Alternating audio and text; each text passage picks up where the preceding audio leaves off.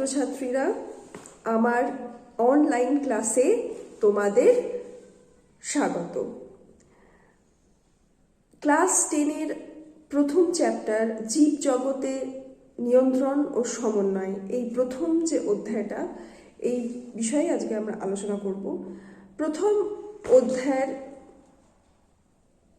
যে প্রথম অংশ, যেটা উদ্ভিদের সংবেদনশীলতা এবং উদ্ভিদ চলন, এই দুটো টপিক নিয়ে আজকে আমরা আলোচনা করব। সংবেদনশীলতা বিষয়টা বুঝতে গেলে প্রথমে আমাদের একটু জীবের বৈশিষ্ট্য নিয়ে আলোচনা করতে হবে। জীবের বৈশিষ্ট্যগুলো কি কি? তোমরা ছোট ক্লাসে তোমরা পড়েছো যে কিছু বৈশিষ্ট্যের ভিত্তিতে আমরা জীবকে জড় পদার্থ থেকে পৃথক করতে পারি। যেমন জীব খাদ্য গ্রহণ করতে পারে, তাদের বৃদ্ধি হয়, তারা শ্বসন কার্য চালাতে পারে, রেচন কার্য চালাতে পারে, তারা জনন এবং বংশ বিস্তার করতে পারে, এবং আরেকটা জিনিস, তারা উদ্দীপনায় সাড়া দান করতে পারে। উদ্দীপনায় সাড়া দান হচ্ছে জীবের একটি গুরুত্বপূর্ণ বৈশিষ্ট্য। উদ্ভিদও উদ্দীপনায় সাড়া দান করতে পারে। তার আগে আমাদের বুঝতে হবে যে উদ্দীপক কি, উদ্দীপক বা স্টিমিউলাস ব্যাপারটা কি। পরিবেশের নানা ধরনের পরিবর্তন হয়, উষ্ণতার পরিবর্তন হয়, তাপের পরিবর্তন হয়, চাপের পরিবর্তন হয়, আর্দ্রতার পরিবর্তন হয়, আলোর তীব্রতার পরিবর্তন হয়। উদ্দীপক হচ্ছে এমন একটা পরিবর্তন পরিবেশের, যার ফলে জীব দেহ সেই পরিবর্তনটাকে অনুভব করতে পারে এবং সেই পরিবর্তনের ফলে সাড়া দান করতে পারে। উদ্দীপক জীবকে সাড়া দান করতে বাধ্য করে। যেমন অনেক ধরনের উদাহরণ এক্ষেত্রে হতে পারে, যেমন পরিবেশের তাপমাত্রা যখন কমে যায় তখন আমাদেরও বিহেভিয়ার বা আচরণে নানা ধরনের পরিবর্তন আসে। আমরাও যেমন মানুষ হিসেবে আমরাও গরম কাপড় চোপড় পরতে শুরু করি। অনেক জীব আছে তারা মাটির তলায় শীত ঘুমে চলে যায়, এরকম দেখতে পাই আমরা। উদ্ভিদের মধ্যেও নানা রকম পরিবর্তন দেখা দেয়। তোমরা জানো যে কিছু ফুল তারা আলোর তীব্রতা বাড়লে পরে, রোদ যেদিন বেশি তীব্র হয় সেদিন কিছু ফুল ফোটে, আর যেদিন রোদের তীব্রতা কম হয় সেদিন ফোটে না। এরকম নানা রকম উদাহরণ আমরা পরিবেশে খুঁজে পাই। প্রাণীদের মতো উদ্ভিদরাও কিন্তু উদ্দীপকের প্রভাবে তারা সাড়া দান করে। উদ্দীপক দুই প্রকারের হয়, বহিস্থ উদ্দীপক এবং আভ্যন্তরীণ উদ্দীপক। বহিস্থ উদ্দীপক মানে জীবের দেহের বাইরে যে সমস্ত উদ্দীপক, যেমন ধরো তাপ, চাপ, আর্দ্রতা, আলোর তীব্রতা, এই ধরনের, এইগুলো হচ্ছে বহিস্থ উদ্দীপক। আর উদ্ভিদের বা জীবের দেহের ভেতরে কিছু উদ্দীপক থাকে, যেমন হরমোন ইত্যাদি, এগুলো হচ্ছে অভ্যন্তরীণ উদ্দীপক। এরপরে হচ্ছে সংবেদনশীলতা কি। উদ্দীপকের প্রভাবে বা পরিবেশে যে পরিবর্তনগুলো হয় তার প্রভাবে জীব দেহ সাড়া দান করে। এই সাড়া দান করার ক্ষমতাকেই বলা হচ্ছে সংবেদনশীলতা বা ইরিটেবিলিটি বা সেন্সিটিভিটি। জীবদেহ তো সাড়া দান করে, আমরা জানি। পরিবেশে কোনো পরিবর্তন হলে আমরা জীবদেহের মধ্যে জীবদের আচরণে আমরা নানা ধরনের পরিবর্তন দেখতে পাই। আলো, তাপ, চাপ, এইসবের পরিবর্তন ঘটলে জীবদেহে পরিবর্তন হয়, এটা আগে উদাহরণ দিলাম। কিছু জীব তারা দিনের আলোয় তারা বেরোয় না, রাত্রের অন্ধকারে তারা সক্রিয় হয়ে ওঠে। কিছু জীব, বেশিরভাগ পাখিদের আমরা দেখি তারা দিনের বেলা সক্রিয় থাকে, কিন্তু সূর্যের আলো যখন আর থাকে না তখন তারা নিষ্ক্রিয় হয়ে যায়। এরকম নানা ধরনের আমরা উদাহরণ পরিবেশে আমরা দেখতে পাই। উদ্ভিদের মধ্যেও সেন্সিটিভিটি বা এই যেটাকে বলা হচ্ছে সাড়া দান করা বা সংবেদনশীলতা আমরা উদ্ভিদের মধ্যেও দেখতে পাই। লজ্জাবতী গাছের পাতাকে স্পর্শ করলে লজ্জাবতী গাছের পাতার যে পত্রকগুলো আছে সেগুলো মুদে যায়। এই ধরনের উদ্দীপনায় সাড়া দান করা, এই উদাহরণ আমরা উদ্ভিদ এবং প্রাণী উভয় জীবের মধ্যেই আমরা দেখতে পাই। প্রাণীদের মতো উদ্ভিদরাও উদ্দীপনায় সাড়া দান করে, বা তাদের উদ্ভিদের মধ্যেও সেন্সিটিভিটি বা ইরিটেবিলিটি বা যেটাকে বলা হয় সংবেদনশীলতা দেখা যায়। এটা নিয়ে গবেষণা করেন এবং বিভিন্ন পরীক্ষার মাধ্যমে উদ্ভিদের সংবেদনশীলতাকে প্রমাণ করেন বিজ্ঞানী Jagadish Chandra Bose. Crescograph, electronic probe, resonant ইত্যাদি বিভিন্ন ধরনের যন্ত্র তিনি আবিষ্কার করেন উদ্ভিদের এই সংবেদনশীলতাকে মাপতে। উদ্ভিদ তাদের এই সংবেদনশীলতা বজায় রাখে ইলেকট্রিক্যাল সিগন্যাল, তড়িৎ সংকেত, ইলেকট্রিক্যাল সিগন্যাল এবং হরমোনের মাধ্যমে, রাসায়নিক বার্তাবাহক যাদেরকে আমরা হরমোন বলি, সেই হরমোনের মাধ্যমে উদ্ভিদ নিজের দেহে এই সেন্সিটিভিটি বা সাড়াদানের প্রক্রিয়া উদ্ভিদ দেখায়। উদ্ভিদ সংবেদনশীলতার কথা তো এটা নানা ধরনের উদাহরণ আমরা দেখতে পাই, যেমন লজ্জাবতী লতার পাতাকে যখন আমরা স্পর্শ করি তখন পাতা মুদে যায়। বন চাড়াল বলে একটি গাছ আছে যেটাকে ইন্ডিয়ান টেলিগ্রাফ প্ল্যান্ট বলা হয়, ডেসমোডিয়াম গাইরান্স তার বিজ্ঞানসম্মত নাম। বন চাড়ালের পাতায় 3টে পত্রক আছে এবং ছোট 2টি পত্রক যেগুলি পাশাপাশি অবস্থান করে, সেই 2টি পত্রক সবসময় নড়তে থাকে।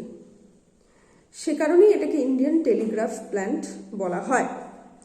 তাছাড়াও আমরা দেখতে পাই উদ্ভিদের মূল জলের দিকে বৃদ্ধি পায়, বা উদ্ভিদ ছায়ার দিকে নয় আলোর দিকে উদ্ভিদ বড় হয়। এই ব্যাপারগুলো আমরা লক্ষ্য করে থাকি। তো এইভাবে আমরা দেখতে পাচ্ছি যে প্রাণী দেহ যেমন উদ্দীপনায় সাড়া দেয়, প্রাণী দেহতে যেমন সেন্সিটিভিটি বা সংবেদনশীলতা দেখতে পাওয়া যায়, উদ্ভিদ দেহেতেও সমানভাবে সংবেদনশীলতা দেখতে পাওয়া যায়। এরপরে আমরা চলে যাব উদ্ভিদ চলনে। চলন কি? চলন হচ্ছে কোনো জায়গায় স্থির থেকে অঙ্গ প্রত্যঙ্গের সঞ্চালন করা। এই অঙ্গ প্রত্যঙ্গের সঞ্চালন স্বতঃস্ফূর্তভাবেও হতে পারে বা উদ্দীপকের প্রভাবেও হতে পারে। উদ্ভিদ চলন যেটা উদ্দীপকের প্রভাবে ঘটছে, আমরা সে বিষয় নিয়েই আলোচনা করব আমাদের ক্লাসে। উদ্ভিদ চলন হচ্ছে 3 প্রকার: ট্যাকটিক চলন, ট্রপিক চলন এবং ন্যাস্টিক চলন। প্রথম ট্যাকটিক চলন। ট্যাকটিক চলনের ক্ষেত্রে সামগ্রিক স্থান পরিবর্তন হচ্ছে। ট্যাকটিক চলনের ফলে উদ্দীপকের প্রভাবে আবিষ্ট সামগ্রিক স্থান পরিবর্তন ঘটে উদ্ভিদের। ট্যাকটিক চলন কেবলমাত্র খুব নিম্ন শ্রেণীর উদ্ভিদ বা এককোষীয় উদ্ভিদ যেমন শৈবাল ইত্যাদিদের মধ্যেই দেখতে পাওয়া যায়। ট্যাকটিক চলন উদ্দীপকের গতিপথ এবং তীব্রতা অনুযায়ী ঘটে। যেমন এককোষীয় শৈবাল, ক্ল্যামাইডোমোনাস, বলবক্স, ইউগ্লিনা, এদের মধ্যে আমরা দেখতে পাই যে তারা সবসময় আলোর উৎসের দিকে তারা চলে যায়। তারা স্থান পরিবর্তন করে অন্ধকার স্থান থেকে তারা আলোর গতিপথের দিকে, তারা আলোর উৎসের দিকে তারা চলে যায়। এটা হচ্ছে পজিটিভ ট্যাকটিক চলন। আবার অনেক সময় আমরা নেগেটিভ ট্যাকটিক চলনও দেখতে পাই। আলোর যদি প্রচণ্ড রোদ যদি খুব তীব্র বা আলো যদি খুব তীব্র হয়ে গেল, তখন বলবক্স, ক্ল্যামাইডোমোনাস এই সমস্ত শৈবালরা তারা ওই তীব্র আলোর উৎস থেকে তারা দূরে চলে আসে। তো এটি হচ্ছে নেগেটিভ ট্যাকটিক চলনের উদাহরণ।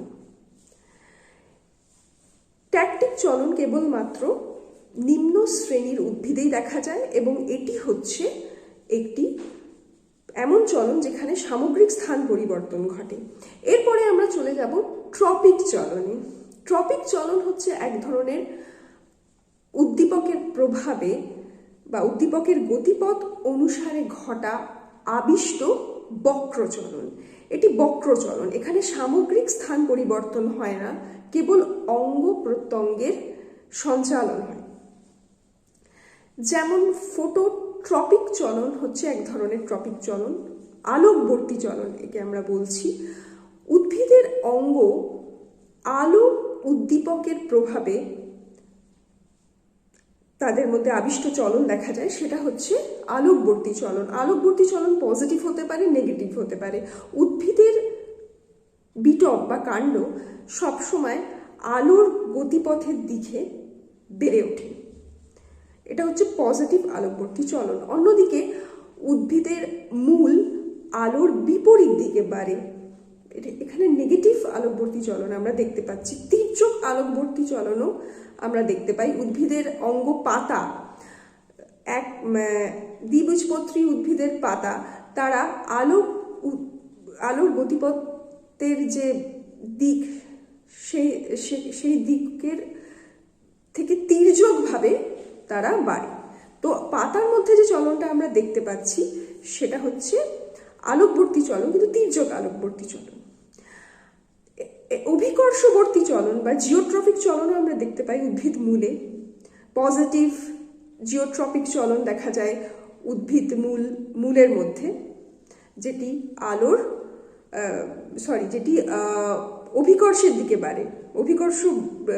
পৃথিবীর যে অভিকর্ষ বল সেই দিকে বাড়ে। উদ্ভিদের কাণ্ডতে আমরা নেগেটিভ জিওট্রপিক চলন দেখতে পাই, কাণ্ড অভিকর্ষের বলের বিপরীত দিকে বাড়ে। শাখা মূলের মধ্যে আমরা তির্যক অভিকর্ষবর্তী চলন দেখতে পাই, তির্যকভাবে বাড়ে শাখামূল। তাছাড়াও আমরা আরও অন্য ধরনের চলন দেখতে পাই, যেমন হাইড্রোট্রপিক চলন। উদ্ভিদের মূল জলের উৎসের দিকে বাড়ে, এটা হচ্ছে পজিটিভ হাইড্রোট্রপিক চলন। তো 3 ধরনের ট্রপিক চলন আমরা দেখতে পাই উদ্ভিদের মধ্যে: ফটোট্রপিক চলন, আলোকবর্তী চলন; জিওট্রপিক চলন, অভিকর্ষবর্তী চলন; এবং 3 নম্বর হচ্ছে হাইড্রোট্রপিক চলন বা জলের উৎসের দিকে চলন। ট্রপিক চলনের সাথে ট্যাকটিক চলনের পার্থক্য হচ্ছে যে ট্যাকটিক চলনের ক্ষেত্রে আমরা দেখেছিলাম সামগ্রিক স্থান পরিবর্তন, কিন্তু ট্রপিক চলন একটা বক্র চলন, এখানে খালি অঙ্গ প্রত্যঙ্গের সঞ্চালন হয় উদ্দীপকের প্রভাবে। এরপর আমরা দেখব আরেকটি চলন, 3 নম্বর, সেটা হচ্ছে ন্যাস্টিক চলন। ন্যাস্টিক চলনের ক্ষেত্রে কি হয়, এটি যে উদ্দীপকের তীব্রতা অনুযায়ী এটি ঘটে একটি আবিষ্ট বক্রচলন। ন্যাস্টিক চলন হচ্ছে আবিষ্ট বক্রচলন যেটি উদ্দীপকের তীব্রতা অনুযায়ী ঘটে, এবং এই চলনটি পরিণত অঙ্গের মধ্যেই দেখা যায় বেশিরভাগ ক্ষেত্রে। অনেক ধরনের হয় ন্যাস্টিক চলন, যেমন ফোটোন্যাস্টিক চলন। ফোটোন্যাস্টিক চলন আলোর তীব্রতা অনুযায়ী পদ্ম ফুল আমরা দেখতে পাই, টিউলিপ ফুল। টিউলিপ ফুলে আমরা দেখতে পাই যে টিউলিপ ফুলের ক্ষেত্রে বা থার্মোন্যাস্টিক চলন, তাপমাত্রা একটা নির্দিষ্ট তাপমাত্রা প্রয়োজন হয় তবেই টিউলিপ ফুল ফোটে। হ্যাঁ, সেই তাপমাত্রা থেকে যদি কম তাপমাত্রা হয় তাহলে টিউলিপ ফুল ফুটবে না। তাহলে উষ্ণতার তীব্রতা দ্বারা নিয়ন্ত্রিত উদ্ভিদ চলন হচ্ছে থার্মোন্যাস্টিক চলন, উদাহরণ টিউলিপ। ফোটোন্যাস্টিক চলন হচ্ছে আলোর তীব্রতা অনুযায়ী উদ্ভিদের দেহের বক্র চলন, সেটা হচ্ছে ফোটোন্যাস্টিক চলন, উদাহরণ হচ্ছে পদ্ম ফুল বা সূর্যমুখী ফুল। আলো যত তীব্র হবে, আলোক উদ্দীপক যত তীব্র হবে তত পদ্ম ফুল এবং সূর্যমুখী ফুল ফুটবে। তাছাড়া কেমোট্রপিক চলন আছে। পতঙ্গভুক উদ্ভিদ সূর্য শিশিরে আমরা দেখতে পাই যে যখন কোনো পতঙ্গ সূর্য শিশিরের পাতার মধ্যে এসে বসে, তখন পোকার দেহে যে প্রোটিন আছে, প্রোটিন এক ধরনের কেমিক্যাল, এক ধরনের রাসায়নিক, সেই রাসায়নিকের প্রভাবে সূর্য শিশিরের পাতাটা কি হয়ে যায়, মুদে যায়, বন্ধ হয়ে যায়। তো এই ধরনের, এবং সেই পোকাটাকে সে পাতার মধ্যে আবদ্ধ করে ফেলে, ট্র্যাপ করে ফেলে। তো এই ধরনের চলন যেটা প্রোটিন কেমিক্যালের প্রভাবে হচ্ছে, এটি হচ্ছে একটি কেমোন্যাস্টিক চলনের উদাহরণ। তাছাড়াও আমরা দেখতে পাই আরও চলন আছে, সিসমোন্যাস্টিক চলন আমরা দেখতে পাই লজ্জাবতী লতায়, যেটা গাছে আমরা যেটা দেখতে পাই। সিসমো মানে স্পর্শ বা ঘর্ষণজনিত চলন। লজ্জাবতী লতার পাতাকে স্পর্শ করলে, আলতোভাবেও যদি স্পর্শ করা হয়, তো সেই স্পর্শের ফলে যে কম্পন সৃষ্টি হয়, তার ফলে লজ্জাবতী লতার পাতা মধ্যে চলন হয় এবং পাতাটি মুদে যায়। এটাই হচ্ছে ন্যাস্টিক চলনের বা সিসমোন্যাস্টিক চলনের উদাহরণ। তাহলে এক্ষেত্রে আমরা দেখছি, ন্যাস্টিক চলনের ক্ষেত্রে আমরা দেখছি এটি বহিস্থ উদ্দীপকের প্রভাবে, উদ্দীপকের তীব্রতার প্রভাবে এই বক্রচলনটি, এই আবিষ্ট বক্রচলনটি হচ্ছে। আবিষ্ট কেন বলা হচ্ছে? কারণ এটা উদ্দীপকের প্রভাবে হচ্ছে বলে। তাহলে ন্যাস্টিক চলনের সাথে ট্রপিক চলনের কি পার্থক্য? ট্রপিক চলন গতিপথের উদ্দীপকের গতিপথ অনুযায়ী হয়, কিন্তু এখানে ন্যাস্টিক চলনে আমরা দেখতে পাচ্ছি এটি উদ্দীপকের গতিপথ নয়, উদ্দীপকের তীব্রতা অনুযায়ী হচ্ছে। আর আরেকটা ব্যাপার হচ্ছে, ন্যাস্টিক চলন উদ্ভিদের পরিণত অঙ্গগুলোতে ন্যাস্টিক চলন দেখা যায়, কিন্তু যেটা আমরা ট্রপিক চলন, এটি উদ্ভিদের অপরিণত অঙ্গেই আমরা এই চলনটি বেশি লক্ষ্য করি। অপরিণত মূল, ঠিক আছে, বা যেটাকে বলা হচ্ছে ভ্রূণমুকুলে আমরা বেশি এই চলনটি দেখতে পাই। আর প্রথমটা ছিল ট্যাকটিক চলন, যেখানে সামগ্রিক স্থান পরিবর্তন হচ্ছিল, অঙ্গ প্রত্যঙ্গের চলন নয়, সামগ্রিক স্থান পরিবর্তন হচ্ছিল। তাহলে উদ্ভিদের বিভিন্ন চলনের নাম, তাদের সংজ্ঞা, তাদের উদাহরণ, কোথায় কোথায় কোন কোন চলন দেখা যায়, এবং ট্যাকটিক চলন, ট্রপিক চলন এবং ন্যাস্টিক চলনের পার্থক্য, এগুলো আমাদের ভালো করে মনে রাখতে হবে। তো আজকে এতটাই। এর পরের ক্লাসে আমরা উদ্ভিদ হরমোন নিয়ে বিস্তারিত আলোচনা করব। আশা করছি ক্লাসটি তোমরা বুঝতে পেরেছো। তোমাদের যদি কোনো অসুবিধা থাকে তাহলে তোমরা অবশ্যই ইউটিউব কমেন্টস বক্সে তোমাদের কমেন্টস দাও, তাহলে আমারও তোমাদেরকে ব্যাখ্যা করতে সুবিধা হবে। তাছাড়া তোমরা ব্যক্তিগতভাবেও আমার সাথে যোগাযোগ করতে পারো। Thank you.